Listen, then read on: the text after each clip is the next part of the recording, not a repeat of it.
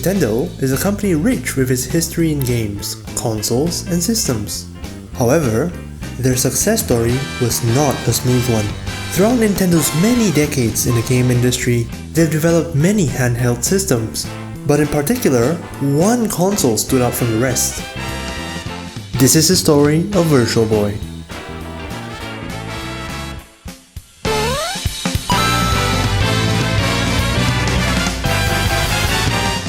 But before we start, a short video. It came from the third dimension, with its own brain,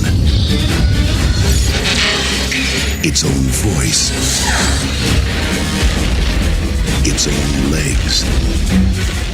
There's only one problem. It needs your eyes. Virtual Boy. See it now in 3D. What you just saw was a commercial for Virtual Boy. Okay, but what is Virtual Boy? Picture this. The year was 1995, about 27 years ago. What does virtual reality look like? None of these fancy headsets with fancy controllers. They actually look like this. Well, for Nintendo at least. It came with a controller, a headset, games, actually many games, and the technology was ahead of its time. But when they launched the product, sales immediately slumped, and Virtual Boy inevitably stopped production of the headset only after 6 months in the market. How did it go so wrong for Nintendo? Virtual Boy was released in the summer of 1995, debuting and advertised as one of the first virtual 3D console by Nintendo at the time. I say virtual because the Virtual Boy does not support or have any form of VR properties.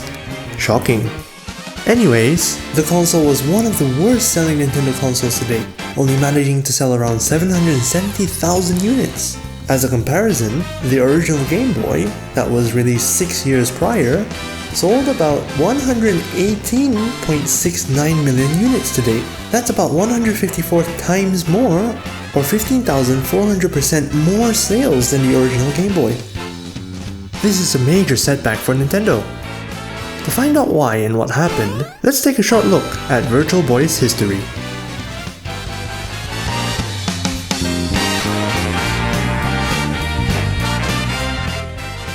Nearly 27 years ago, Virtual Boy was released to the world as they attempted to ride a wave of popular interest in virtual reality. Nintendo was taking a huge risk. Virtual reality and 3D technology was a pretty new industry. You see, in the early 1980s, VR was only used and provided primarily for flight simulation, military training, and medical uses. But this is where the story begins. The idea of Virtual Boy actually started in the US and not Japan. Alan Becker, this guy, developed a head-mounted LED display called the Scanned Linear Array, or SLA for short. The device was very cheap and easy to mass produce. So, in 1986, Alan Becker formed Reflection Technology Incorporated, or RTI for short, and the device was given a fancy new name, Private Eye. Fast forward to the 1990s, the interest in VR and technology was booming. The world saw the first reveals and announcements of commercial VR headsets for consumers. Sega announced their take on VR, Sega VR, which was planned to be released in late 1993. They even planned to release the headset alongside 4 games. Virtuality also released one themselves. This is some sort of landscape, hills over there, perhaps a lake, that white piece. Turning round. Aha! A room. Let's go and see what happens in there. Some mysterious figures over to my right. That's a door straight ahead. Oh, I'm just about to bump into an aeroplane, so we'll just move around, perhaps go over there to the corner and see what's around this way. Behind me is a window and a mysterious blue figure. There's a table over there, and over my left shoulder, an orange figure. Well, these changing images are being generated by computer in direct response to the movements of my head. I'm actually standing in an invisible electromagnetic field being transmitted from up there. So at this time, RTI was seeking funding and partnerships so that they can make their own commercial VR headset. Therefore, at the consumer electronics market, they demonstrated private eye to the companies that were interested. Mattel, a huge toy company, at a time famous for Barbie and Hot Wheels, took a particular interest, as their engineers met to discuss the usage of the technology. Not long after, Hasbro, another big toy company, was interested. However, despite many trips to the company's R&D labs, the deal did not go through, with both the companies citing motion sickness. A journalist wrote, "The whole point of the tank demo was to demonstrate head tracking. As you turned your head to the right, what you saw moved by a corresponding amount. But if you introduced a perceptible delay between your head's movement and the view on the screen, the display could induce motion sickness." But RTI did not give up. Pick your site where you want to put your foot. They went to Sega and introduced the technology to them. But Sega also declined to use the technology, similarly citing motion sickness. You would think after they got rejected 3 times that they would take a step back and maybe think on how to improve their technology. But they didn't. Instead, RTI went to Japan, the land of Nintendo. At the time, Nintendo was already one of the most successful video game makers in the world and one of the most valuable and promising companies in all of Japan. In an instant, news of RTI's technology got to the hands and brains of Nintendo's Gunpei Yokoi, the head of Nintendo's internal R&D1 division. Some backstory about him. Gunpei Yokoi is the lead video game designer for Nintendo. His work primarily involves researching and developing toys and electronic toys. But you see, he wasn't just any video game designer. He was actually the face of the company at the time, being involved and responsible for many big titles such as Metroid, Donkey Kong, the inventor of the D-pad, but he was most renowned as the creator of the Game Boy, the original one. They said it wasn't humanly possible. All the power and excitement of Nintendo right in the palm of your hand. Introducing Game Boy. It's portable, it's in stereo, and its games are interchangeable. Game Boy comes complete with batteries and the outrageous new game Tetris. And for head-to-head competition, use Video Link and blow your opponent away. Game Boy, only from Nintendo. Now you're playing with power, portable power. So yeah, he was a big deal. Therefore, naturally, as the head of the R&D1 department, or Nintendo's Research and Development #1 department, there was a huge weight on his shoulders to make Virtual Boy a success. Where others saw a deficiency in Private Eye's red-on-black display, the creative mind of Gunpei Yokoi saw a completely unexpected advantage. So after years of development and hype of virtual reality ever increasing, in 1995, Nintendo finally launched Virtual Boy to the public.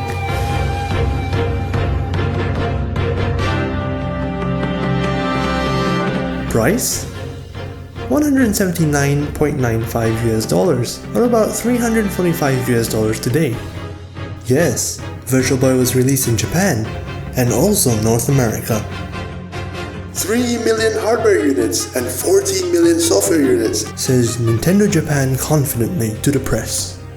Of course, Nintendo of America had to back that statement, so they said 1.5 million hardware units and 2.5 million software sales by the end of the year. But unfortunately, things didn't go as planned. The Virtual Boy is an aberration. It is an awkward contraption that needs to be meticulously adjusted and placed on a table of a specific height in order to feel reasonably comfortable. The hardware itself is odd and somewhat cumbersome.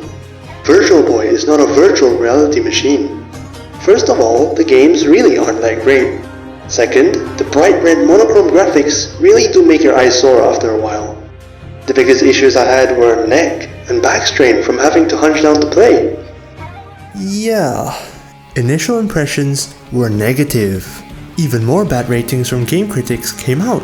Critics compared it to the 32-bit based Sega Saturn and Sony PlayStation, which at the time produces impressive graphics, unlike the red and black visuals of the Virtual Boy, which looks very plain in comparison. Here's more side by side. Virtual Boy looks much worse than the other, with the other one looking like it's many generations ahead of the Virtual Boy.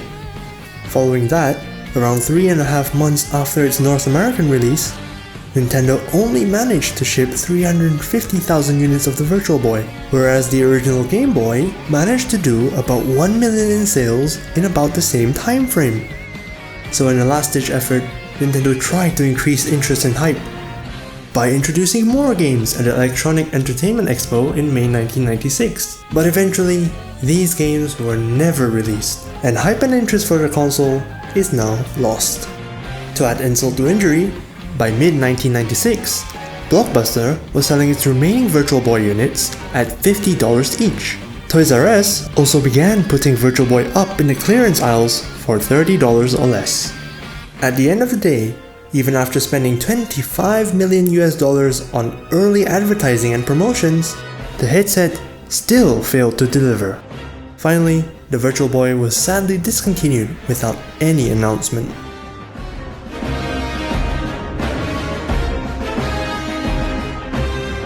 There were ultimately 3 problems that plagued the Nintendo system. Problem 1. Price. As you know, Virtual Boy launched at a price of $179.95 in the US and 15,000 yen in Japan. The price initially deterred people from buying the console. Why? Let's see how it stacks up against other consoles. As a comparison, Nintendo's previous console, again the original Game Boy, was launched at a price point of $89.99 in the US and 12,500 yen in Japan, which is significantly cheaper than Virtual Boy. Competitor Sega also released their handheld Game Gear at $149.99 in the US and 19,800 yen in Japan.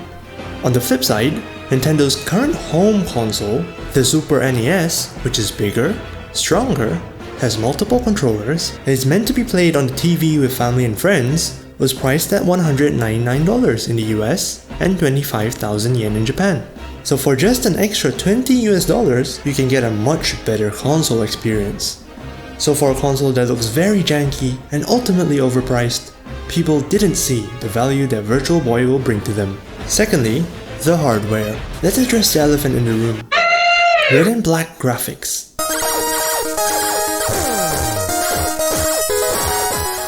As previously mentioned, Sega Saturn and PlayStation 1, which were both launched 6 months prior to Virtual Boy, had stunning graphics, much superior to that of Virtual Boy. The difference was night and day. Nothing was really pulling people from choosing the Virtual Boy over those consoles.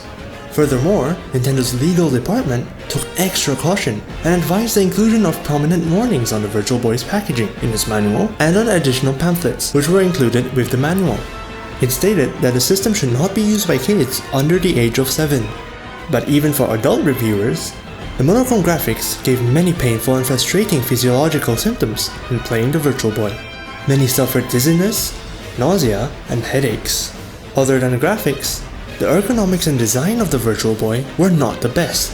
The majority of the population that played games were used to this playstyle, or this playstyle, which were normal for playing with home consoles or handhelds at the time. But people were definitely not ready for this playstyle. It had to be put on a table. Your body had to be slouched forwards in order to play, straining your back in the process. Generally, playing on the Virtual Boy was not comfortable. Finally, poor marketing campaign. Overpromise, underdeliver. That was essentially the story of Virtual Boy. The console was hit or miss.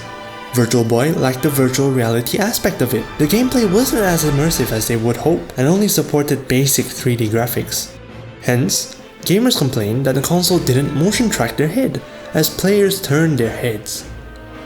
The console also lacks portability, as what Nintendo classified as handheld is definitely not as convenient as it is to bring a Game Boy. Another deal breaker was multiplayer. Unlike the other handhelds and home consoles, Virtual Boy never got a multiplayer mode, despite a few games that were made to support multiplayer.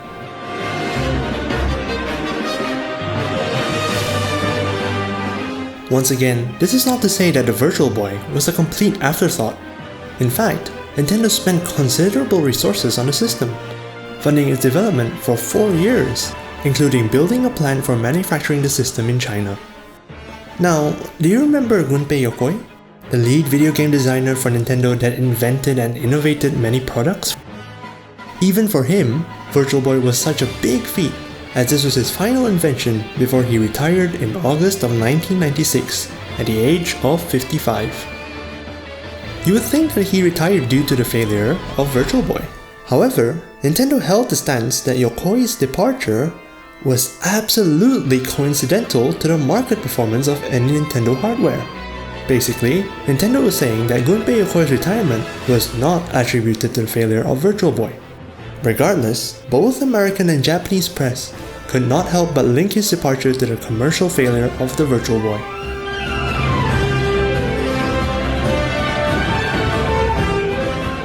In this day and age, virtual reality has come a long way since then, and the technology has much improved.